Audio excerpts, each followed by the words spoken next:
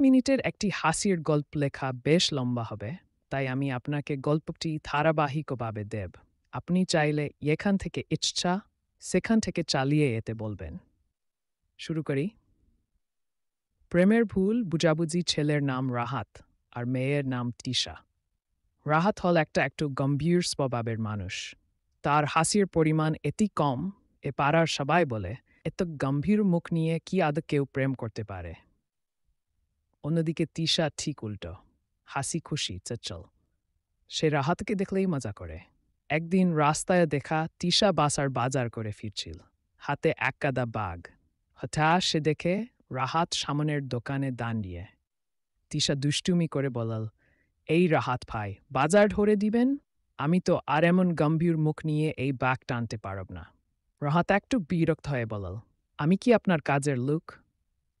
তিশা মুচকি হেসে বলল, ওহ, কাজের লোক না? তাহলে তো ভালো। তাহলে এক কাপ চা খাওয়াতে বললে আপনি না করবেন না, তাই তো? রাহাত প্রথমে বিদায় পারল। তিশার দুষ্টুমি ধরা এত সহজ নয়। সে অবশেষে চুপচাপ তার বাঘগুলো ধরে নিল। তিশা দেখে হাসতে হাসতে বলল, আরে